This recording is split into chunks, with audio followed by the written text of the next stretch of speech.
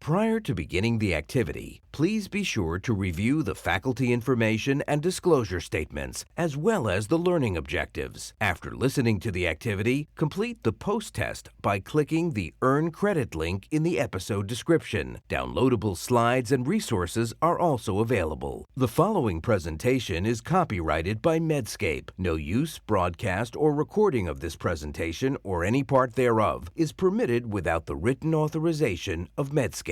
The following presentation is part of a certified educational activity provided by Medscape Education and supported by an independent educational grant from Beijing.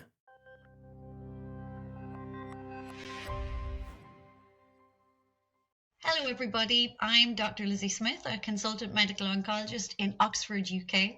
Welcome to this program called Navigating PD-L1 Testing and Patient-Centered Treatment of Gastroesophageal Cancer, a guide for all oncology settings. Joining me today are Dave Shooter, who is the Vice Chair of the Board of DICE, the Chair of Independent Cancer Patients' Voice, and Patient Advocate and Rest of England Governor at Royal Surrey Hospital in the UK. And I'm also delighted to welcome Professor Manish Shah, who is the Bartlett Family Professor of GI Oncology, Chief of Solid Tumor Oncology at Weill Cornell Medicine at New York Presbyterian Hospital in New York City in the United States. Welcome, Dave and Manish. So in this activity, we're going to briefly discuss the biomarkers that are currently tested for gastroesophageal cancers, both adenocarcinoma and squamous cancer. We're then going to focus on PD-L1 as a biomarker, summarizing the methods used for testing and how the cutoffs for this testing are used to guide therapy with PD-1 and PD-L1 inhibitors in the EU and in the US. Following this, we're going to move on to patient examples to illustrate how to use PD-1 inhibitors in the clinic and ensure that there are patient-centered care for these cancers. So our first section is biomarkers. So there are a number of biomarkers which we test in our gastroesophageal cancers. Today, our main focus will be on PD-L1, but let's also summarize the other biomarkers which are important to test. First, we have MMR or MSI. This is particularly important to test in adenocarcinoma of the stomach and esophagus, and it's a prognostic and predictive biomarker. We know that patients who are MSI high or MMR deficient have excellent responses to immune checkpoint inhibitors. We also have HER2, which has been a biomarker well established for over a decade in gastroesophageal adenocarcinoma. HER2 is a predictive biomarker for the efficacy of trastuzumab and trastuzumab deruxtecan treatments in advanced disease. Then we have PD-L1. PD-L1 is measured both in squamous cell cancer and in adenocarcinoma, and it is also a predictive biomarker for immunotherapy. We'll get more into the nitty-gritty of this later. Finally, we have a newly emergent biomarker, Claudin 18.2. Claudin 18.2 is useful as a predictive biomarker for the efficacy of Claudin 18.2 targeting antibody, or zolbetuximab, which is a new treatment just become available over the past year, used in advanced disease of adenocarcinoma subtype. I'd like to ask Dave, who is our patient advocate, what level of awareness do you think that patients have about biomarker testing for guiding treatment in gastroesophageal cancer?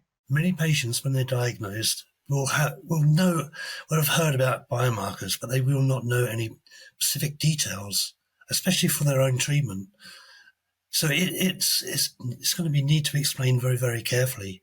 It's a very complex procedure. It's a very complex way of measuring what's mutations they got, what biomarkers they got, and it will need to be carefully explained to the patients.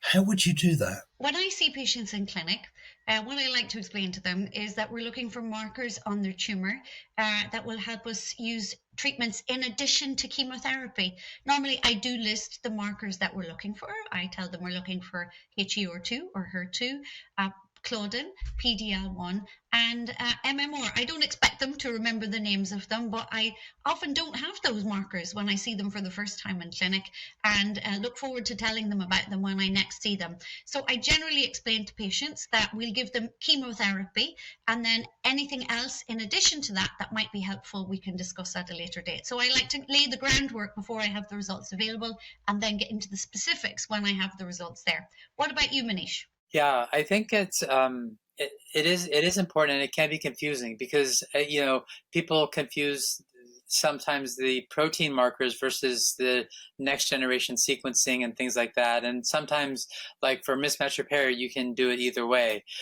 So what I say is that there are signals that the tumors have that give them an advantage, and we call them biomarkers, and we can specifically target these biomarkers, depending on which one is most important to the tumor, and we have to make sure we check them all. So I think, Dave, would you agree that keeping a level of simplicity is important? Very much so. And if there's any resources you can point the patients to, because I know there's a few videos out there about biomarkers, which just explains what they are and how they will be used to determine their treatment.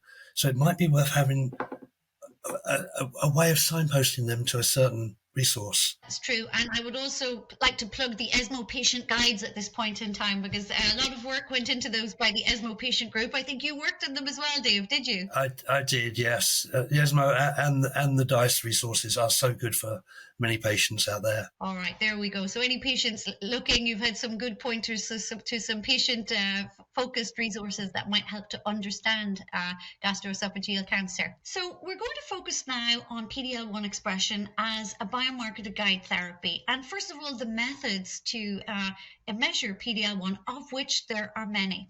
So Manish, I'd be really grateful if you could explain which PD-1 inhibitor we should use for specific patients with gastroesophageal cancers, and how those different scoring systems work.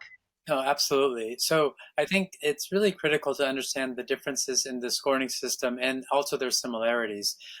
So let me first talk about PD-L1 and the biology of this a little bit.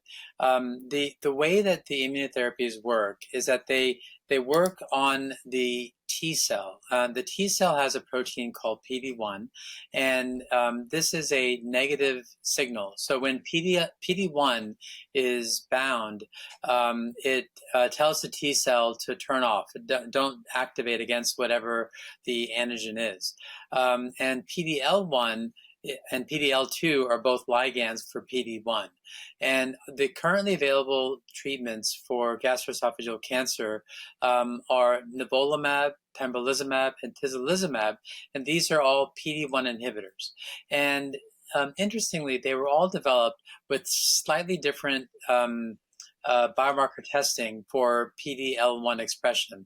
The idea is that the higher your PD-L1 score, the more dependent the T cell is on that signaling, and the more likely a inhibitor of that pathway would be helpful. Pembrolizumab developed the combined positive score, CPS, and really what it is they look at the positive staining of PD-L1 on tumor cells, macrophages, lymphocytes in the tumor microenvironment. And then they divide that by the number of viable tumor cells, and you get a score. And the higher the score, typically it ranges from anywhere from 0 to maybe 30 or 40. Rarely do you see 80 or 90. But a lot of the ranges, in the 0 to 10 range. And the higher the score, the more active pembrolizumab or other checkpoint inhibitors might be. The TAP score, tumor area positivity, is it's similar. It's the percent of positive tumor cells and immune cells over the tumor area. And we have a diagram that shows kind of the difference. So roughly, if you look at the diagram, the blue cells are negative staining cells, the orange or brown cells are positive, and you have both tumor cells and the infiltrating immune cells in there. The CPS, you would try to roughly estimate how many positive cells you have, and then how many positive tumor cells you have. You do a division, you get roughly 30. The TAP score, you could see you don't have to count the cells, you just look at the area of positivity, and you come up with roughly the same number. They did a study that looked at the overlap between TAP and CPS, and there is 90% concordance. So it is pretty good. I think that where there might be errors are, or not errors, discordancy, I should say, is when there are maybe pockets of cells, individual cells, so it's not so easy to get a tumor area, for example, or where the area might be too large to get a good estimate.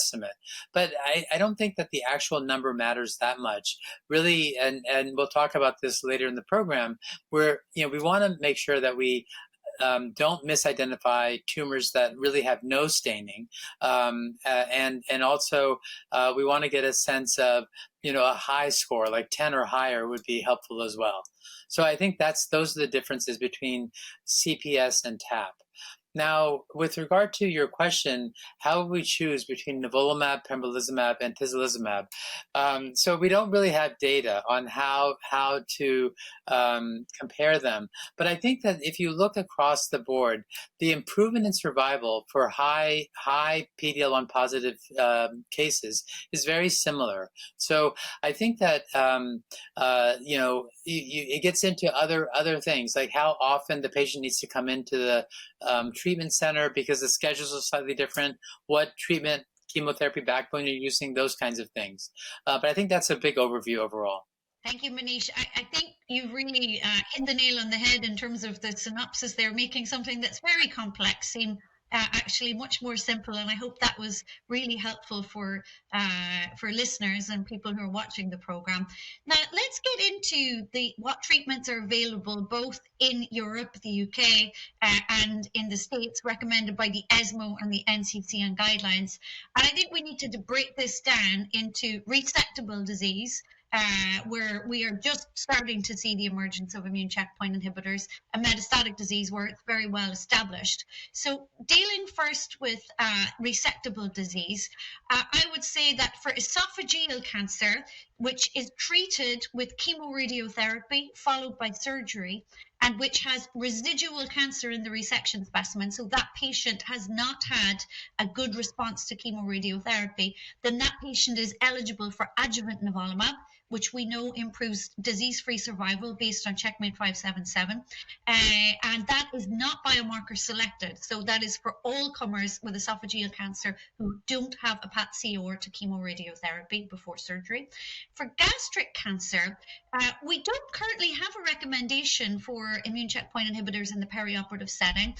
I know that you're going to mention MSI cancers, and I will say that probably the next ESMO guidelines, which are being written at the moment, will mention MSI cancers. But at the moment, pending results, I think probably from the Matterhorn trial, which we might see in the summer, there's no recommendation for immunotherapy in the ESMO guidelines for gastric cancer, which is resectable. Now, Manish, would you tell us a little bit about the NCCN guidelines for patients with operable gastroesophageal cancer, please? Yes, absolutely. As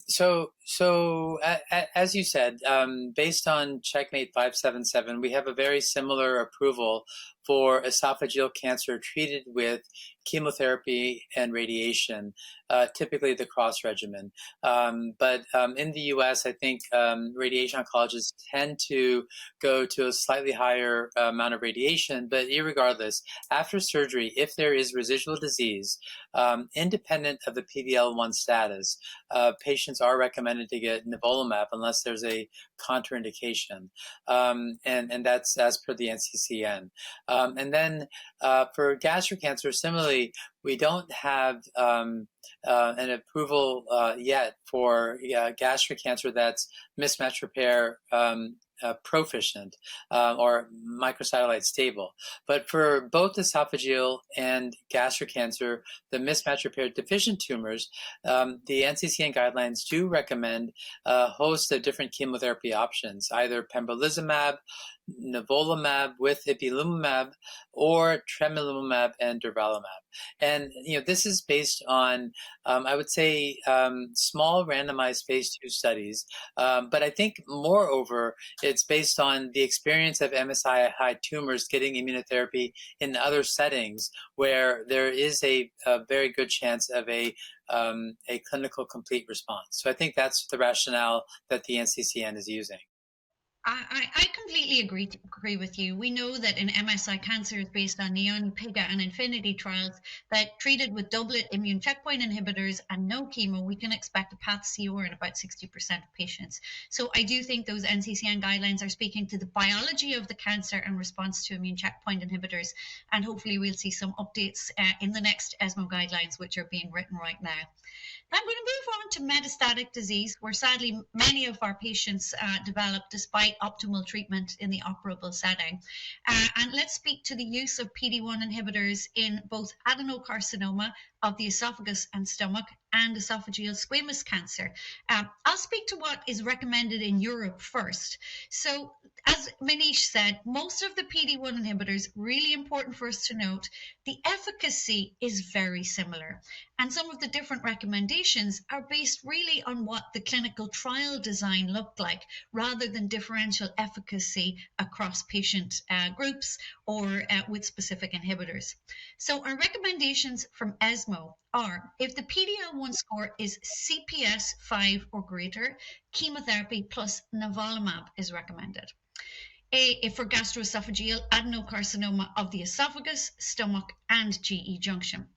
For patients with GE junction and stomach cancers, if the PD-L1 CPS score is greater than 1, pembrolizumab can be recommended. And that's because the pembrolizumab was examined in a study called Keynote 859 that had a cutoff for the primary outcome measure of a CPS score of 1 or greater. For adenocarcinoma of the esophagus with pembrolizumab, it's a little different because a different trial was performed. This was Keynote 590. And for adenocarcinoma of the esophagus, pembrolizumab is only recommended if the CPS score is greater than 10. Finally, we have tislelizumab, and tislelizumab had relatively recent trials, the Rationale series of trials, which looked at tislelizumab plus chemotherapy in metastatic cancer, adenocarcinoma of the stomach, esophagus, and GEJ. It using one of those other scoring mechanisms that Manish touched on, the TAP score, and tislelizumab is recommended for tumors with a TAP score of greater than 5. So that's pretty long list of different recommendations, but what we see essentially is that you need to be PD-L1 positive in the tumor for the patient to have a benefit from immune checkpoint inhibitors. We're looking towards the trials that were done to advise us on what PD-1 inhibitor can be used in which situation. So it depends. When you have your patient's results in front of you, look at the PD-L1 result and then look to the recommendation to see what treatment might be available for your patient. Then we have esophageal squamous cancer, a slightly shorter list of recommendations, but again, very similar to what we saw for adenocarcinoma based on the data from clinical trials. For patients with a CPS score of 10 or greater, chemotherapy plus pembro can be recommended. For patients with a TPS score of 1 or greater, nivolumab can be recommended. For patients with a TPS score of 1 or greater, a chemo-free regimen of nivolumab and ipilimumab can also be recommended. So you can go chemo-free for those patients, but only for selected patients. And finally, we also do have a recommendation for tislelizumab.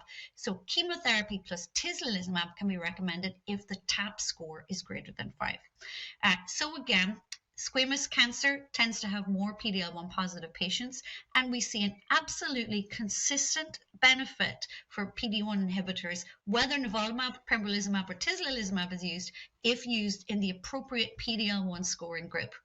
Now, I'm exhausted after that, Manish, so I'm going to let you summarize the NCCN guidelines for first-line therapy according to PD-L1, or maybe you'd just like to point out any differences that exist between those and the ESMO guidelines. Yeah, no, absolutely. So it is in fact quite complicated as you've highlighted based on the ESMO guidelines, and certainly all the recommendations that you had listed are perfectly data driven based on the primary endpoints of the trial.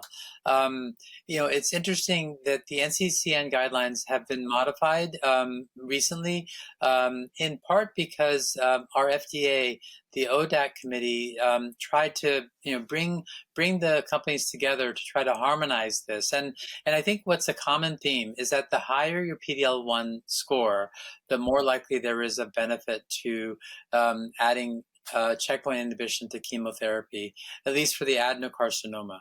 And what the net result of the ODAC score meeting was that tumors that were CPS less than 1, these tumors really, it wasn't there. There was really no benefit to adding immunotherapy when you pull the data together across this trials. So that actually made a change in the NCCN guidelines, because they also, the FDA modified their approval, or adjusted their approval for tislelizumab, and we think it's going to be adjusted for pembro and nivolumab as well. So the current guidelines are a little bit more, I think, uniform, and it is chemotherapy, platinum plus 5-FU doublet typically, with immunotherapy for a CPS of 1 or higher, and this is across the board for gastric, esophageal, or adenocarcinoma, and this is true for nivolumab, pembrolizumab, and tislelizumab. And that's specifically Category 2 recommendations. Category 1 recommendations, the top line recommendations, are for CPS 5 or higher across the board. And then notably, there is an NCCN recommendation for immunotherapy independent of PD-L1 status for MSI-high tumors. Now, for squamous cell cancer, they also recommended the addition of either nivolumab or pembrolizumab or tislelizumab to chemotherapy, a platinum 5-FU doublet, for CPS 1 or higher, and it was Category 1 for CPS 1 or higher. They also included, for squamous cell cancer, a non-chemotherapy regimen of nivolumab and ipilimumab, and that is also for CPS 1 or higher.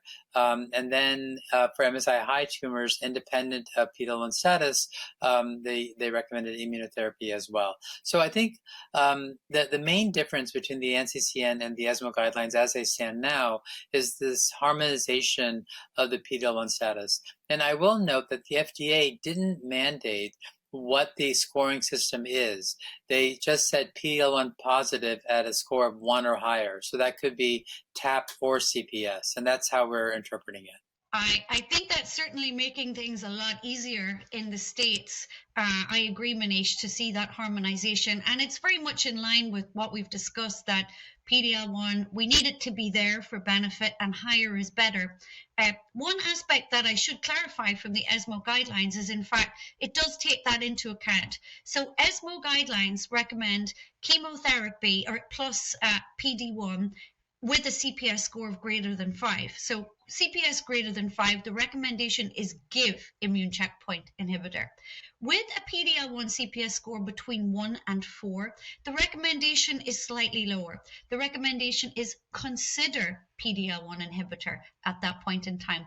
And that's because the ESMO guidelines authors considered that the evidence for PD-L1 CPS between 1 and 4 was perhaps slightly less strong than a CPS score of 5 or greater. So that's one slight difference that we do see in the recommendations, again based on the European licensing compared to the FDA licensing as well. And I think that's important when we come to think about other competing options. So there's no doubt I do treat patients with a PD-L1 score less than 5 with immune checkpoint inhibitors. That's in the absence of other choices. But if perhaps you did have another choice, for example, a Claudin inhibitor or maybe other antibodies which are being developed, those could also be be considered and could in fact be better than a PD-1 inhibitor in a low PD-L1 scoring patient. But again, those trials have not yet been done, so that's my opinion rather than data-driven. What's your opinion on that, Manish? No, I agree completely. I think that, and actually, I think ASCO was amongst the first to sort of, guard that the CPS less than 5, 1 to 4 range. And I think the other thing I would caution is that our accuracy for determining PD-L1, what's the difference between a 3 and a 6? I really just don't know.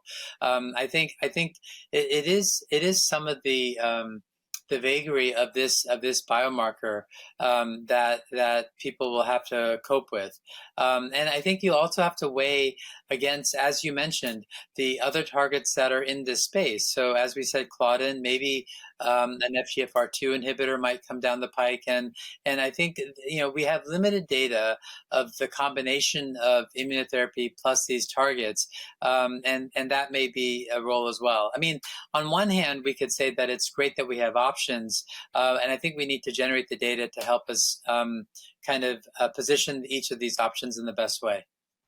I completely agree. I think that, we're not going to discuss PD-L1 testing per se at length today, but we would like a digital readout that is precise. But unfortunately, PD-L1 is an analog biomarker. So that's something maybe that will be addressed a little bit more precisely in future with more maybe machine learning and digital pathology approaches. Finally, we're going to move on to second-line treatments. And because this is relatively shorter with PD-1 inhibitors, I can comment on perhaps ESMO and NCCN guidelines. So for ESMO, for adenocarcinoma, the only recommendation for PD-1 inhibitors in second line is for MSI tumors who have not received a PD-1 inhibitor in first line. We would hope that all of those patients do receive a PD-1 inhibitor in first line, but that is the recommendation. If they have not received it, it should be given as monotherapy in second line. For esophageal squamous cancers, either tislelizumab or nivolumab is recommended for squamous cancers that have previously been treated with platinum 5-FU and no immune checkpoint inhibitor. So in an immune checkpoint inhibitor naive squamous cancer in the second line setting, it is recommended that those patients see a PD-1 inhibitor. Really important message to get across that all squamous cancer patients should receive a PD-1 inhibitor at some stage during their treatment, because these are generally helpful in esophageal squamous cancer. Also, the NCCN guidelines are very similar to this. So for esophageal adenocarcinoma and gastric adenocarcinoma and squamous cancer, either pembrolizumab or dostarlimab can be considered for MSI cancers or TMB high cancers if no previous ICI has been given, if they have progressed on their first line. And so I think that's a good, quite short summary of the second line setting. So overall, I would say, let's summarize where we've been. We've talked about biomarkers in general for gastroesophageal and squamous cancer. We've talked a little about MSI, HER2, and Claudin. Our major focus today has been on PD-L1 as a predictive biomarker for immune checkpoint inhibitors in both squamous and adenocarcinoma. For patients to benefit from a chemotherapy doublet in first line plus PD-1, the general recommendation is that there is some PD-L1 staining on the tumor, so the tumor should be PD-L1 positive. The higher the PD-L1 score, generally the more beneficial the PD-1 inhibitor. Generally speaking, both for gastric, esophageal, and junctional adenocarcinoma, oxaliplatin, 5-FU, and PD-1 inhibitor are recommended if the patient has a PD-L1 positive tumor. That can be either pembrolizumab, nivolumab, or tislelizumab. For squamous cancers, very much the same is true. We can test using various different scoring systems, including PD-L1 CPS, TPS, and TAP. And the recommendation is, again, for most patients who have a PD-L1 positive tumor, platinum 5-FU chemotherapy plus PD-1, with the alternative of a chemo-free option of nivolumab and ipilimumab for selected patients who are PD-L1 positive. So I hope that Manish helped you very much to understand the complexities of PD-L1 scoring and testing during our short talk today. So now let's talk about some patient cases. Manish, perhaps you'd like to discuss the first patient case. Yes, absolutely. So this is a 72-year-old gentleman who is living in New York, and he has a history of gastric ulcer disease and has been treated with that. He presents with some epigastric pain, early satiety, a 12-kilogram weight loss over 2 months, so that's quite a lot, and ultimately is diagnosed with metastatic gastric cancer. A CAT scan and PET scan was performed. It looks like he has a locally advanced tumor with liver metastases. The endoscopy confirms gastric adenocarcinoma, and we just spent a lot of time talking about the biomarkers. So we did panel testing, and he was HER2 negative, PD-L1 positive. The CPS score was greater than 1, and the TAP score was also greater than 1, but it was not super high. It was less than 5. And then the Claudin score was negative. It was only 40% staining. He's seen in our oncology clinic, and we did talk to him about nutrition and supplements. His performance status is 2, and I think he's coming for treatment recommendations.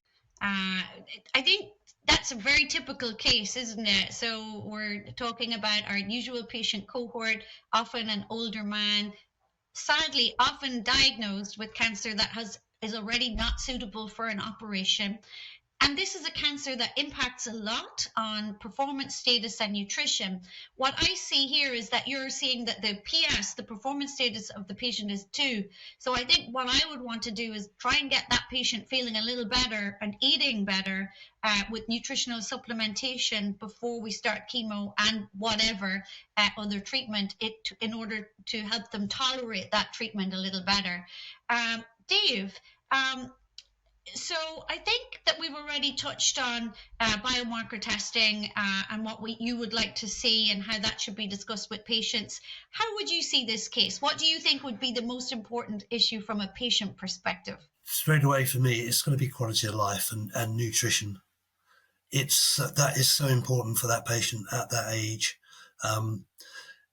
especially if there's not going to go to surgery. So it is carefully explaining the situation, the diagnosis, treatment pathway, and if there's any choices they have to make, or is there any trials they can go on. It's kind of explaining exactly where they are and what is available for them. So it's all about clear information. And I agree. Sometimes it's a little difficult to discuss prognosis up front, especially when sometimes we see now very profound and long-term results from immune checkpoint inhibitors. This patient, Manish, I think per the NCCN guidelines that you mentioned, this patient would have been eligible for an immune checkpoint inhibitor. Was that what you used? Yes. So I think 2 comments. Well, one is, from a performance status standpoint, it is marginal. He has lost a lot of weight, and so we don't have a lot of time to start treatment on this patient. I think for gastric cancer, as we've all seen, they can decline very quickly because it affects many aspects, including nutrition, and so. At my institution, we do something called reflexive testing, where as soon as the pathology diagnosis is made, they know to do the biomarker testing right away. But that's not true everywhere. And sometimes it actually can delay knowing about the biomarker. And in those situations, we often still start chemotherapy because the window of getting someone treated is not so big. So that's one point. But here we did have the biomarker testing, and the patient is, I think the key features, I didn't mention mismatch repair proficient, HER2 negative, Claudin negative, and the PD-L1 is positive. So here, per the NCCN guidelines, all of the options for immunotherapy are available. This patient did receive FOLFOX and tislelizumab, and he didn't. I guess the other thing we should mention is that there wasn't any contraindication to immunotherapy. He didn't have any significant autoimmune disease like myasthenia gravis or Crohn's disease or anything like that we we worry about activation of that with immunotherapy. So I think those are some key points to consider in this patient. I completely agree with you. In terms of contraindications for immunotherapy, they're quite few. And even with autoimmune diseases, I think we're developing more confidence sometimes in treating with those, maybe in conjunction with organ area specialists, to understand what are the risks of activation of any autoimmune disease versus the benefits of immune checkpoint inhibitors. With this patient with a PS of 2, there's no doubt that I would be recommending chemotherapy and immune checkpoint inhibitors alongside nutritional support. I might reduce the dose of the chemo a little if the performance status was low. Is that something you would consider? Yes, absolutely. I think we worked together for years, many years ago. So yes, it's a very similar approach. We would start off with a little bit lower dose to make sure they can get through it. I think one thing that can be very discouraging, and it would be good to get Dave's opinion here, is that if and I think a lot of our junior oncologists may not appreciate this. It's you need to have success at the beginning. If you start off with a big dose and they end up getting very sick, getting admitted, patients could be and families could be discouraged. And I think it's helpful to start off with, like, we got through the first cycle, maybe the eating's a little bit better, it's not as scary as you think, and let's now continue. I am 100% with you, Manish. I think you taught me well. But what I would say is that that's not just an opinion. We have a trial, the GO2 trial, which shows very clearly that in older or frailer patients with gastroesophageal adenocarcinoma, that reducing the dose of chemo leads to equal efficacy in terms of PFS and OS and better patient satisfaction. So I often cite that to my patients when I use a dose reduction, and I think go slow and get there. This is, somewhere where we want to get the chemo and immunotherapy into the patient because we know they'll be beneficial, but we don't want to compromise them, and we certainly don't want the patient to end up in hospital. So I think dose-reduced chemo for frailer patients alongside the immune checkpoint inhibitor is a really sensible approach. Dave, is there anything else you'd like to comment on for this case? I completely agree. Many patients, for them, it's how they cope with the chemo, how they cope with the treatment is so important. And it's often reducing the dose can help just ease their minds in what's happening, ease the side effects, and just give them that peace of mind that they're still being treated, but they're not being overly treated. I also think there are other patients who might want to go for the whole hog and take everything that's offered because they want to kill that cancer or they want to get rid of that cancer. I think it is a case of sometimes you just have to listen to what the patient wants. Ask them what they want. Agree. And I think that this is something that we need to assess at every point in time, So what are the shared goals of the patient, and so what are we aiming for? What I like to ask my patients is what they like to do. A lot of my patients in the UK, they like to go down their allotment where they grow their vegetables, or maybe they like to go walking or to spend time with their grandchildren. And I think that my goal with chemotherapy and immunotherapy is to allow them to do those activities which are meaningful to them. And what I explain is that if they're in bed because I've given them chemotherapy which is too much for them, then we're not achieving those shared goals. And certainly we need to reassess that during the treatment, and we can tweak the chemo and the immunotherapy at any stage if that's what we need to do. Well, thank you for the discussion on that case, Manish and Dave. And maybe we'll move on to the next case. So the second case that we'll discuss today is a patient with a slightly different disease biology. It's a patient with squamous esophageal cancer. So this is a patient, she is 68 years old. She is a smoker, as many, but not all, our patients with squamous esophageal cancers have. She's presented with dysphagia, difficulty swallowing, and 7-kilo weight loss, which was significant for her. She had a CT and PET, which unfortunately showed a tumor which was not resectable or suitable for chemoradiation. It did have M1 disease. She needed to have an NG tube for feeding because of her weight loss and to maintain her performance status. She had a biopsy which showed squamous cancer, and that did show a positive score for PD-L1. It was a TPS1, a CPS greater than 10, and a TAP greater than 5. So I'm going to call this a high PD-L1 tumor. She came to oncology clinic. Her weight had been stabilized on her enteral feeding, and her performance status was 1. So, Dave and Manish, first of all, I'll come to Dave. Dave, what do you think this patient would think about when she's coming to clinic in terms of biomarker testing, waiting for test results? What do you think the real concern of the patient is in this situation? Often the concern is they don't know much about biomarkers and how it can pave the treatment pathway. Which pathway they go down. It's a combination of biomarkers are not really understood by everybody, the public, especially when they just become a patient diagnosed for the first time. They're looking for answers. They're looking for the best treatment they can get. Their family would be looking for the best treatment they can get as well. So you might have the family partner coming in with ideas of what they think is the right pathway, the right treatment. So it's hard for a patient to understand. Biomarkers is really quite new to many people out there, and it's just getting that understanding right from the start. And I think it's just getting that understanding. Dave, I agree with you that it's not so easy with the biomarkers how that impacts care, and I think in this case, for example, the CPS is high.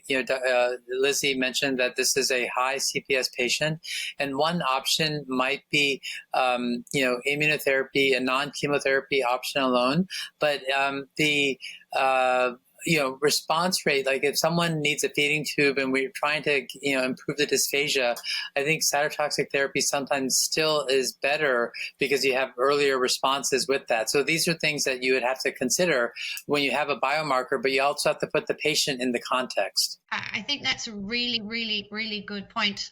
So for me, we need chemotherapy for most patients with esophageal cancer, especially if they have a primary in situ. Because of that difficulty swallowing, that challenge to their performance status, what we really need to do is get control of the cancer as quickly as we can.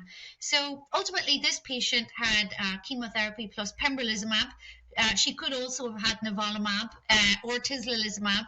Manish, I don't think you would have done anything differently, would you? No, I agree. I think that chemotherapy with immunotherapy is the right answer.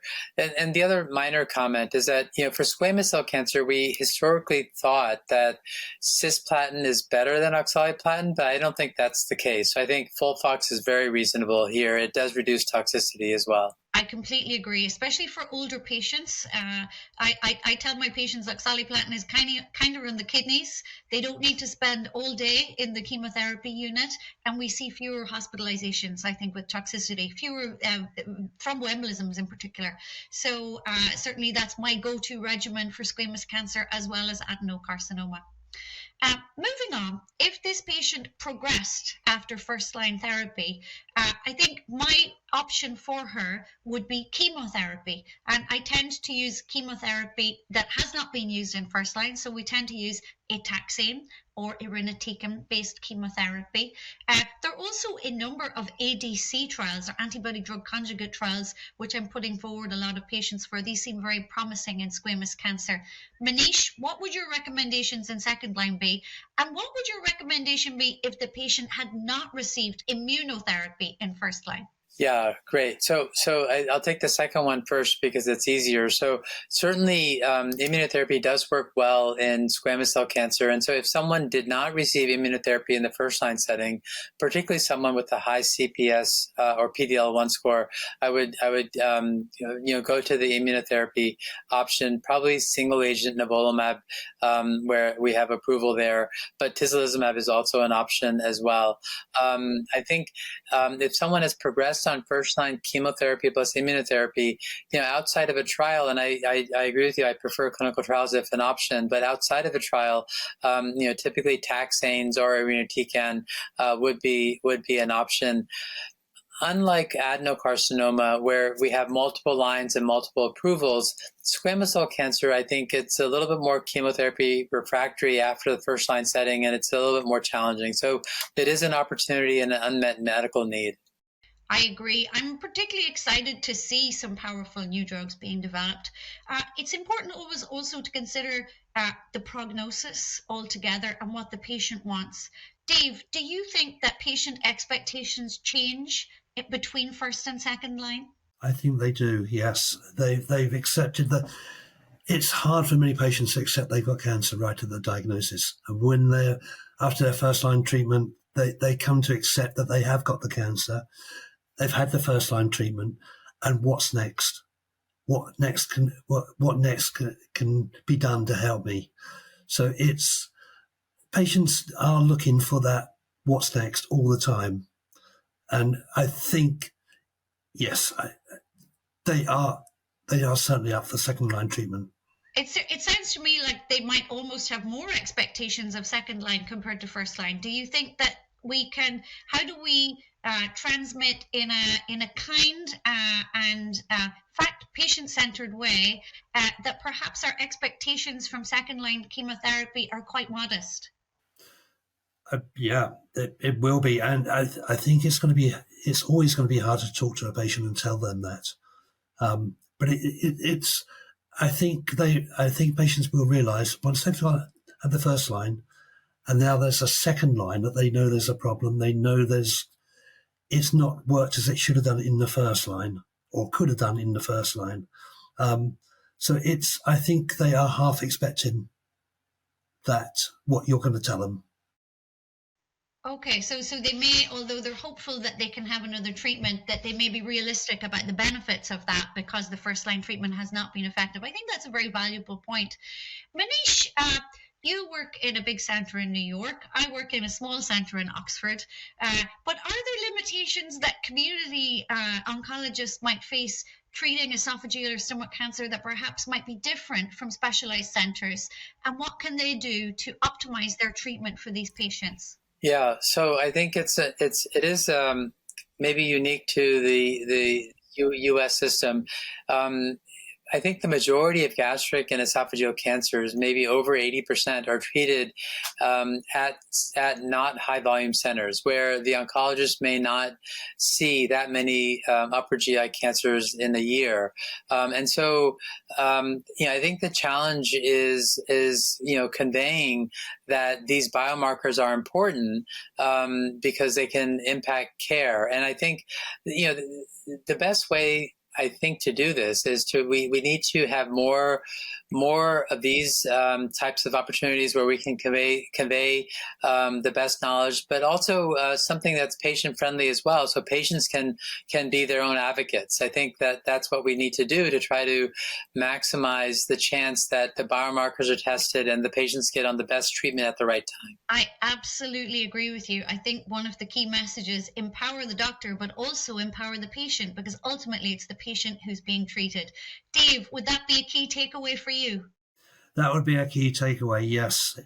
It's making sure that the patient has the information and the knowledge that they can advocates for themselves. It's often hard for them to understand, and often it might take 2 or 3 times to get it across, or it might mean something taken away to read later outside of clinics. So it's that is, yes, empowering the patient to be their own doctor, really. I think that we will never, I don't think there's ever not an indication for giving more information both to patient and doctors. So my takeaway from this great session that we've had together is biomarker testing. Do it for all patients. For adenocarcinoma, there are a suite of biomarkers we need to check. For squamous, there's one. We focus on PD-L1 today. PD-L1 positivity predicts for benefit from immune checkpoint inhibitors. Higher is better. We usually combine these with chemotherapy. In selected circumstances, we can use without chemotherapy, but they do lead to long-term benefits for some patients. Not all, but enough to warrant us testing these for our patients coming to clinic. Manish, have you any final words you'd like to add? Only that it was really wonderful to talk to you, Dave and Lizzie, today. I think that it's really terrific that we have more options for patients. And I think with more options, we need to have more knowledge so we can figure out which is the best way to treat patients. I think, the main takeaway is that we need to check the biomarkers, check them early so we can inform our treatment the best we can. I couldn't agree with you more. So I'd like to thank both Manish and Dave for joining me today for this great discussion on PD-L1 testing, on using immunotherapies in gastroesophageal cancer. We'll see you next time.